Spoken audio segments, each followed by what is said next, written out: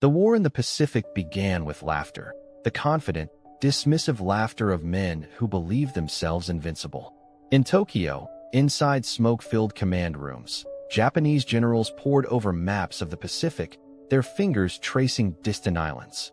They nodded in agreement as staff officers assured them that America's soldiers would be no match for the battle-hardened sons of the rising sun. To the Japanese High Command in 1941, the United States military was not a warrior class, but a collection of civilians in uniform. America, they believed, was a nation of farmers and factory workers, of men more accustomed to tractors and plows than to rifles and bayonets. A nation of shopkeepers, one officer sneered, echoing the disdainful tone of propaganda that portrayed Americans as soft, clumsy, and overly reliant on machines. Bushido, the samurai code, had long shaped Japan's martial ethos.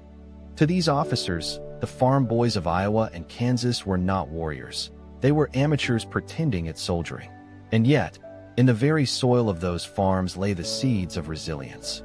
Life on the American frontier had never been easy.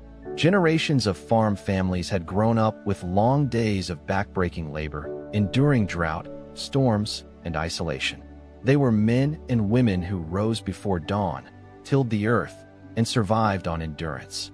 What the Japanese dismissed as softness was, in reality, a quiet toughness forged in furrows and fields. The contrast between perception and reality could not have been starker. Japan's propaganda machine depicted American recruits as bumbling, overweight, and weak-willed, often caricatured in cartoons distributed across the empire. In speeches, Japanese officers warned their troops not to underestimate the material wealth of the United States, but reassured them that the Americans lacked the fighting spirit to make effective use of it. The image of the farmer soldier was one of ridicule, men dragged from barns, handed rifles, and thrown into battles they could not understand. Yet across the Pacific, in small towns and sprawling cities, a different story was unfolding. President Franklin D. Roosevelt spoke of the arsenal of democracy, urging Americans to stand firm in the face of tyranny. His words reached millions of young men, many of them plowboys from rural heartlands who had never seen the ocean, let alone crossed it. They listened to his call, set aside their farming tools, and marched into recruiting stations. In their diaries, some of these new recruits wrote candidly about their own doubts. "I know nothing of war," one Iowa farm boy scribbled in 1942, "but I can work hard, and I can learn." They carried with them not just rifles but the ingrained habits of endurance, improvisation, and teamwork, skills that would soon prove as valuable in foxholes as in wheat fields. The Japanese generals, however, could not imagine this transformation. They remembered how, in World War I, America had taken months to mobilize and had relied heavily on European allies. In their analysis, the United States lacked the martial culture of Germany, the discipline of Japan, and the traditions of soldiering that defined Europe and Asia. They viewed America's vast resources as impressive but unfocused, like an unguided giant. But in Washington and across the states, the gears of mobilization were already turning. Factories retooled, assembly lines shifted from tractors to tanks, and millions of men exchanged farm overalls for olive-drab uniforms. It was an awakening on a scale Japan had not anticipated. The farm boys they mocked were becoming soldiers, faster and more effectively than anyone expected. The irony was palpable. Japanese officers sat in briefings, scoffing at reports of America's mobilization, their laughter echoing in the room. They underestimated the resolve of a nation whose strength lay not in martial tradition, but in adaptability and endurance. Meanwhile, across the Pacific, new divisions were being raised, trained, and hardened, their ranks filled with young men from barns, fields, and small towns. The samurai's mockery would not last. For in a matter of months, those same farm boys would land on jungle shores and coral beaches, carrying rifles with the same calloused hands that once guided plows. They would fight not as caricatures, but as soldiers forged by necessity and bound by determination.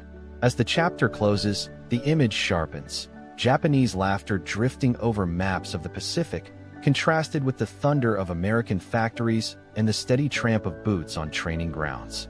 The stage was set. The generals had mocked their enemy, but in doing so, they had blinded themselves to the storm that was already gathering. By 1942, the Great Mobilization of the United States had begun. The draft pulled millions of young men from the heartlands, places like Iowa, Kansas, and Texas, where the rhythm of life had been defined by dawn chores, the hum of tractors, and the endless expanse of farmland. For many, the call to arms meant leaving behind wheat fields and cattle ranges for the barracks and drill yards of a military gearing up for global war. The transition was not easy, but it was swift. The very qualities that defined farm life, endurance, strength, and ingenuity, became invaluable on the parade grounds. A young man who had spent his teenage years hauling hay bales and repairing machinery did not balk at the weight of a rifle or the grind of a forced march. One drill instructor later observed that the boys from the farms never tired. They kept moving, just like they had back home. Training camps across the country became crucibles of transformation. At Camp Pendleton, Parris Island, and Fort Benning, farm boys were introduced to the tools of modern war. The M1 Garand rifle, the .30 caliber Browning machine gun, and the Jeep, a vehicle that reminded many of their tractors, simple, sturdy, and reliable. Endless hours of marksmanship training honed natural skills. Some recruits wrote in letters home that shooting targets came almost as second nature after years of hunting rabbits or deer on family land. The military drew heavily from rural America. Census data showed that nearly half of U.S. draftees in 1942 came from farming communities. These young men brought with them not just physical toughness, but also mechanical skill. Used to repairing broken wagons or mending engines with whatever was on hand, they adapted quickly to maintaining weapons under battlefield conditions. What Japanese intelligence dismissed as reliance on machines was, in truth, a nation of soldiers who understood machinery better than anyone. Yet the training was grueling. Forced marches under blistering sun, nights of digging foxholes in rain-soaked earth, and the relentless discipline of drill sergeants pushed even the toughest to their limits. One farm recruit from Nebraska later recalled in his diary, "I thought the farm was hard, but this is harder. Still, the body adjusts and the mind follows." What might have broken softer men instead hardened them, giving the U.S. Army a force of citizen soldiers who were not professionals, but who quickly became proficient fighters. For the Japanese high command, this transformation was invisible. Their assumptions remained rooted in the belief that Americans depended too much on machines, that without trucks, tanks, and ships, they would falter. What they failed to grasp was that those very machines were now in the hands of men who had grown up treating tools as extensions of their will. The Jeep was just another workhorse, the rifle another piece of equipment to master, the endless drills merely another season of labor. In training camps, the esprit de corps grew quickly. Farmers, factory workers, and city boys mixed together, but it was often the farm boys who set the pace, their endurance pulling others along. Officers noted the resilience of these men, many of whom approached hardship without complaint. Hunger, exhaustion, and monotony were things they already knew. By the time 1943 arrived, the U.S. military had reshaped millions of ordinary citizens into soldiers ready to fight across jungles, beaches, and mountains. They were still the same young men who had once leaned against barn doors or sat atop tractors, but their plows had been replaced with rifles, their fields with firing ranges. And while Japanese officers continued to mock them as peasants in uniform, the truth was far more dangerous. These farm boys, tested by the land and now hardened by training, carried a resilience that would soon be unleashed in the Pacific. The laughter in Tokyo was still ringing, but across America the sound of boots on gravel and rifles firing in unison signaled a reality Japan had not yet reckoned with. The farm boys had become soldiers, and soon they would carry their stubborn endurance into the crucible of battle. In August 1942, the United States faced its first major land campaign of the Pacific War. The target was Guadalcanal, a humid, disease-ridden island in the Solomon Chain. For the Japanese, it was a crucial airbase from which they could threaten Allied supply lines to Australia. For the Americans, it was the place where farm boys and factory workers would be tested against the battle-hardened warriors of the rising sun. When U.S. Marines splashed ashore on August 7th, the Japanese High Command remained confident. They believed the Americans would collapse in the face of jungle warfare, unable to cope with disease, mud, and relentless night fighting. But those expectations soon collided with a new reality. The same men who had grown up tilling soil in Iowa or hauling timber in Oregon now dug foxholes into the volcanic earth and held their ground. Guadalcanal was no ordinary battlefield. Torrential rains turned positions into swamps. Foxholes filled with water, forcing Marines to sleep half-submerged. Mosquitoes carried malaria, sapping strength and morale. The jungle itself became an enemy. Thick vines, rotting vegetation, and oppressive humidity that clung like a shroud. One Marine later recalled in his diary, "The stench of wet uniforms and rotting foliage was everywhere. We fought the land as much as the Japanese." Despite these conditions, the Americans refused to break. The heart of the campaign revolved around Henderson Field, a half-finished Japanese airstrip seized in the opening landings. It became the focal point of the struggle. Night after night, Japanese infantry launched banzai charges, screaming as they stormed American lines. Naval gunfire lit the skies in eerie flashes, while the dull thud of artillery shook the ground. Marines, exhausted and outnumbered, clung desperately to their positions. Food was scarce. Supply lines were tenuous, often cut off by Japanese naval action. Many Marines survived on captured rice or limited rations of hardtack and tinned meat. Yet hunger did not drive them from the field. Instead, it hardened them further. A Japanese officer later admitted, "We thought hunger and disease would defeat them. Instead, they endured both and kept fighting." The lesson of grit was written in blood at battles like Bloody Ridge. In September 1942, under the command of Lieutenant Colonel Merritt "Red Mike" Edson, a thin line of Marines held against waves of Japanese attackers. Ammunition ran low, bayonets flashed in the dark, and hand-to-hand fighting raged through the jungle. When dawn broke, the ridge was still in American hands. Survivors remembered the horror of that night, but also the unyielding determination that carried them through. What shocked the Japanese most was not simply American firepower, but their refusal to yield. These so-called farm boys proved every bit as stubborn as Japan's elite soldiers. A captured Japanese diary described the frustration. "The Americans are like stones. They will not move, even when struck again and again." By February 1943, the Japanese could endure no more. Attrition, starvation, and the relentless pressure of American forces forced their withdrawal. Guadalcanal was declared secure. The cost had been terrible: over 7,000 Americans killed and wounded, and more than 30,000 Japanese dead. But the strategic impact was profound.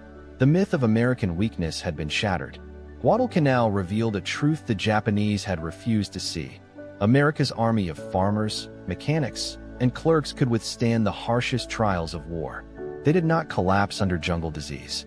They did not retreat when food ran out. They fought, held, and ultimately prevailed. For the Marines who survived, Guadalcanal was a crucible. It forged an identity built on endurance and resilience, one that would carry them across the Pacific. For the Japanese, it was a sobering revelation that their enemy was not a nation of soft amateurs, but of determined fighters whose grit came from years of hard living and now from months of relentless war. The Pacific War had entered a new phase, and both sides knew it. The Americans had proven themselves in their baptism of fire.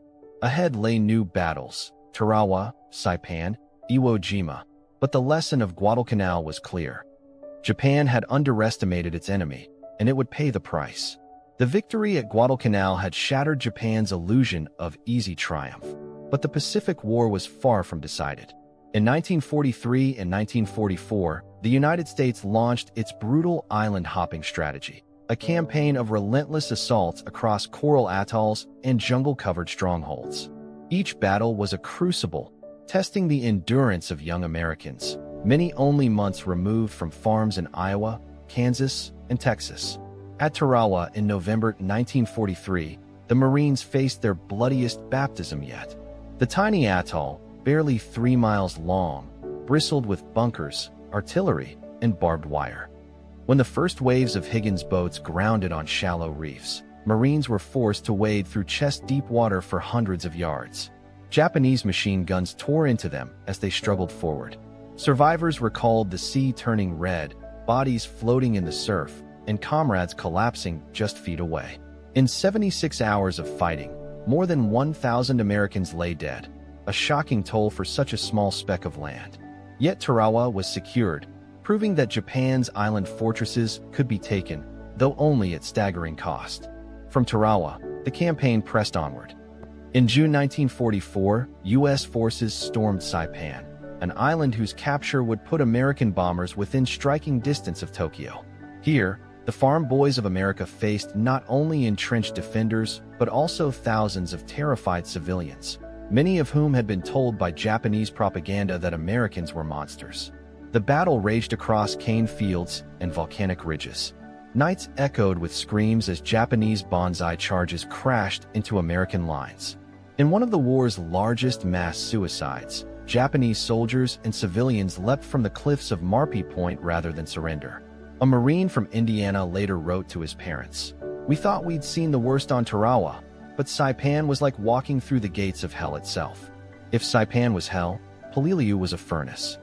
In September 1944, the 1st Marine Division and later the Army's 81st Infantry Division assaulted the island, expected to be secured in days. Instead, the fight dragged on for over 2 months. Japanese defenders had abandoned futile banzai charges, instead retreating into a labyrinth of caves and tunnels carved into coral ridges. For the Americans, this meant inching forward under suffocating heat, sometimes 115 degrees, with water running out and ammunition carried by hand across blasted terrain. One veteran described the stench of death, rotting bodies, smoldering earth, and the acrid bite of gunpowder that clung to the air.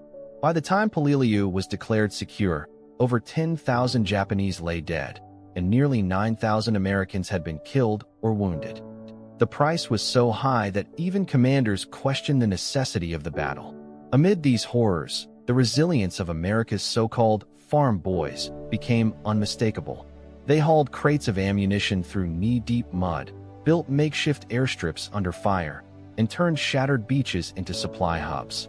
Letters home spoke of longing for harvest seasons missed, of barns left empty, and of families waiting across oceans. Yet these same young men, who once plowed fields or mended fences, now held rifles and machine guns, pressing forward against dug-in defenders who had vowed never to surrender. Japanese diaries reveal growing disbelief. One officer wrote bitterly, "We thought them weak. They never stop coming. Their machines feed them. Their ships bring more each day. We fight to the death, but they always return." The American logistics chain, from Liberty ships to Higgins boats, from the Jeep to the ever-present sea rations, made the difference. Behind every Marine crouched in a foxhole stood a supply line stretching across the Pacific, delivering fuel, shells, food, and reinforcements in an unbroken tide. For the men in the foxholes, the war was not about grand strategy, but about survival. Night after night, they endured shellfire, snipers, and the relentless fear of sudden attack. Yet they held their ground, one ridge, one bunker, one island at a time. What Japan had mocked as softness was revealed as persistence. The quiet, stubborn resilience born in fields and barns, now transfigured into military steel. By late 1944, the island-hopping campaign had carried American forces to the doorstep of the Philippines. The cost had been immense, but the lesson was clear. The underestimated farmer soldier was proving to be one of the most relentless adversaries Japan had ever faced. The laughter of Tokyo's propagandists had long since faded. In its place was the grim recognition that America's so-called amateurs would not stop until the rising sun was forced to set. By the autumn of 1944, the Pacific War had shifted irreversibly.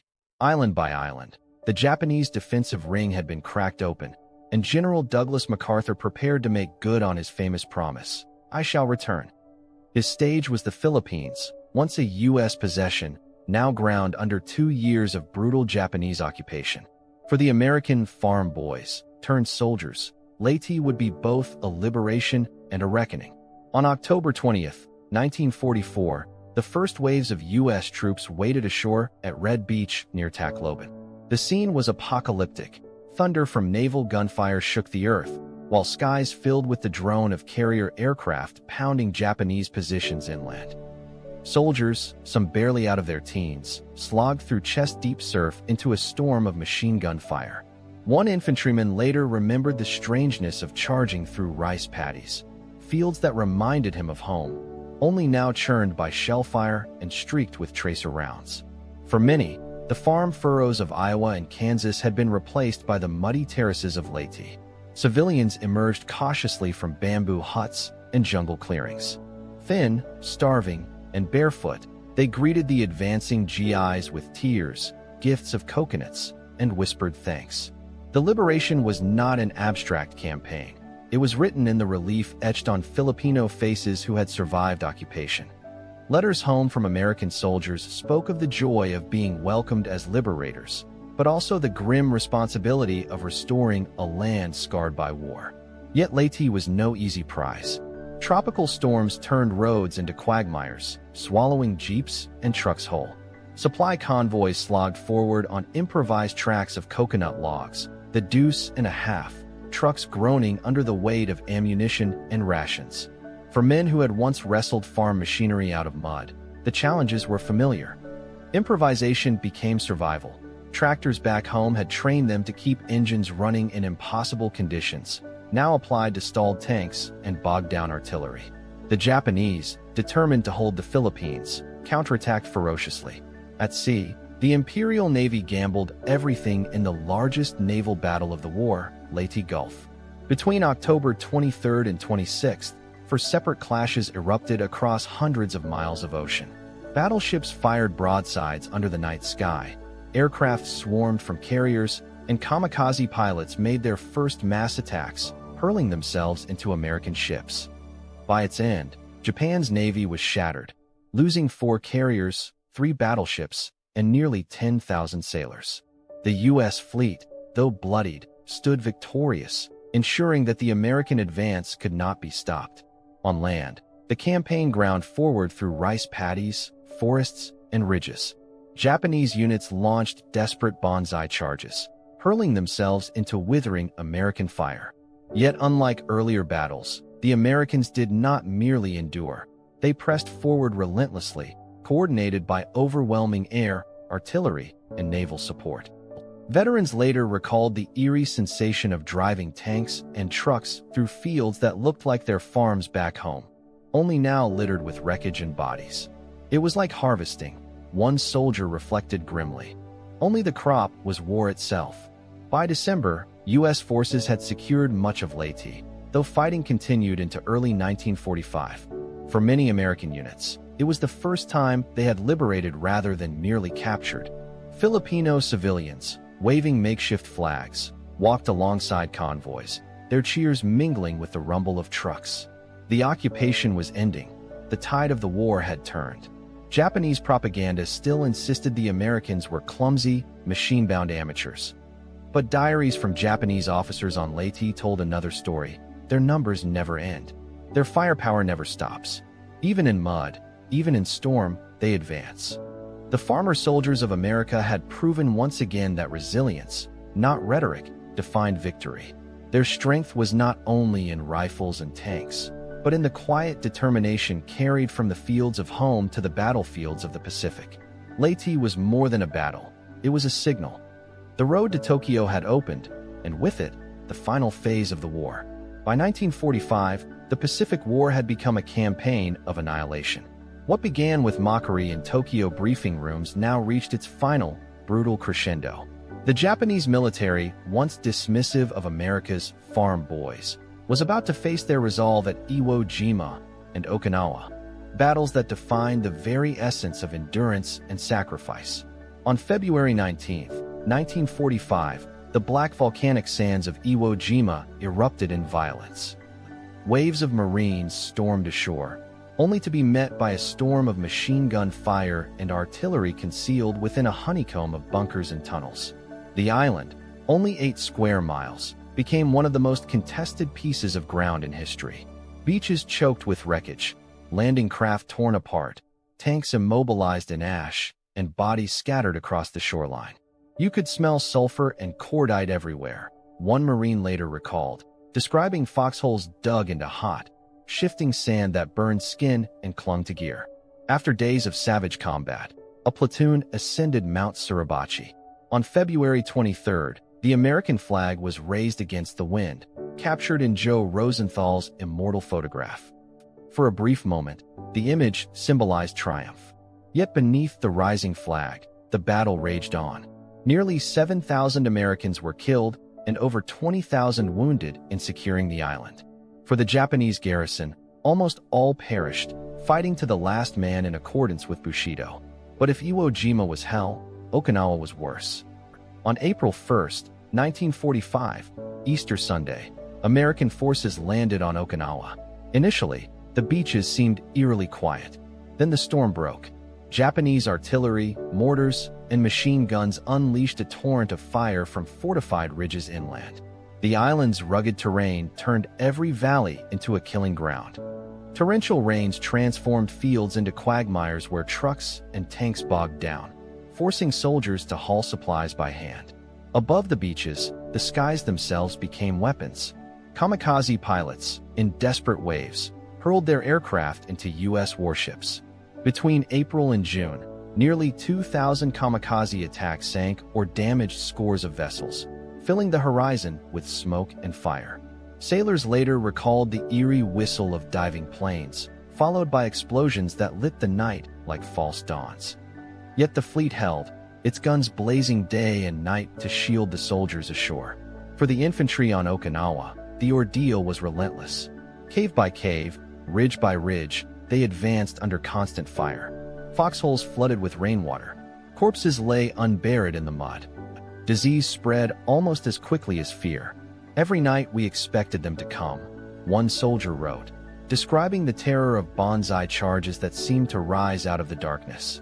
The Japanese fought with fanatical determination, but the Americans, many of them sons of farmers and laborers, matched it with a grim perseverance born of necessity.